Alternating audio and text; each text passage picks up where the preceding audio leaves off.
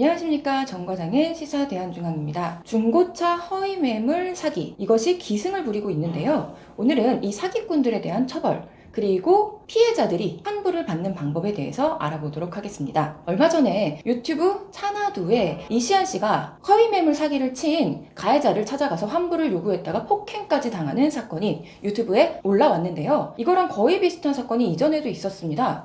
유튜브 진영민 중고차, 진영민 씨도 환불 요구했다가 협박 그리고 폭행을 당하게 되거든요. 이런 일들이 비일비재하다고 합니다. 이 수법이 뭐냐면요, 일단은 좋은 매물을 올려놔요. 굉장히 싸게. 그래서 허위 매물을 보고 고객이 가게 되면 일단은 계약서에 사인을 하게 됩니다. 사인을 하고 나면 갑자기 이 물건은 뭐 보험료가 많이 나온다, 또는 뭐 상태가 안 좋다, 이런 등등의 핑계를 대면서 이 매물 말고 다른 매물을 계약하라 라고 권유를 합니다. 그러면 고객 입장에서는 나 그 차는 안 사겠다, 원래부터 봤던 차를 사고 싶다 라고 얘기를 하면, 그렇다면 당신은 이미 계약서에 사인을 했기 때문에 위약금을 물어야 된다 라면서 협박을 하는 그런 방식이죠.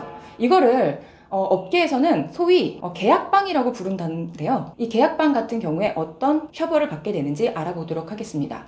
일단은요, 허위 매물을 올려놨어요. 기망을 한 거죠. 그래서 비싸게, 시세보다 비싼 차를 팔게 됐다라고 한다면 이것은 기망에 의한 사기죄가 성립을 하게 됩니다.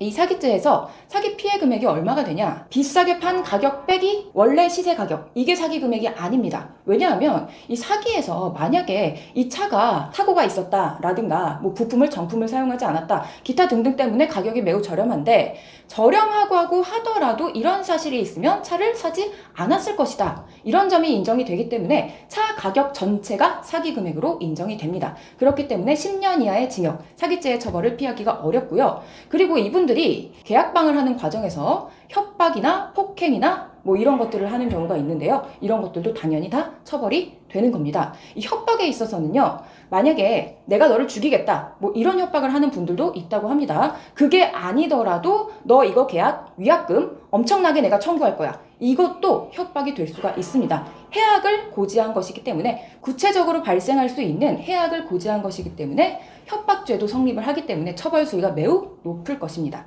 이렇게 허위매물 사기 피해를 당하신 분들 어떻게 환불받을 수 있을지, 이것이 핵심이겠죠. 자, 일단은 이분들이 자동차 매매업을 운영을 하시면서 강매를 한다든가 아니면 매물에 대한 허위 사실을 올려서 판매를 했다든가, 이렇게 되면 2년 이하의 징역도 가능하고 영업 정지 또는 등록 취소, 이런 것들이 될 수가 있습니다. 자, 이것을 피해를 당하신 분이 경찰, 수사기관이나 또는 지자체에다가 고발을 하게 되신다면 포상금도 받을 수 있습니다. 많지는 않아요. 서울시 기준으로 15만 원 정도의 포상금을 받을 수 있거든요. 그렇다면 우리가 할 수 있는 건 뭐냐? 내용증명을 보내는 거죠. 내용증명에 너가 한 이러이러한 행위는 이러이러한 점에서 법에 불법성이 있는 부분이고, 그렇기 때문에 너의 불법 행위에 대해서 환불을 요구한다. 그렇지 않으면 나는 너를 고발하고 포상금을 받아서 어떤 나의 피해를 회복하려고 각종 법적 조치를 하겠다, 이런 내용으로 내용증명을 발송을 하는 거죠.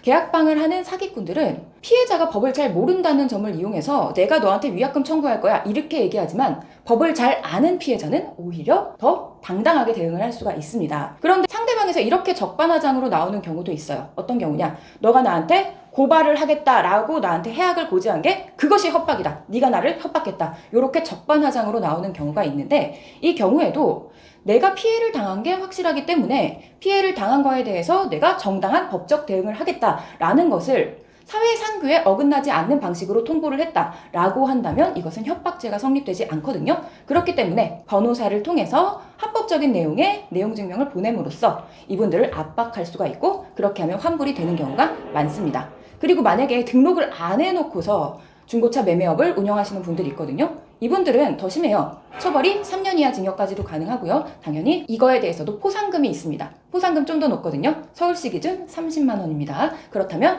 나는 너를 고발해서 30만 원의 포상금을 받고 또 너에게 손해배상 등을 청구하겠다, 이런 내용의 내용증명을 보내시면 되겠죠.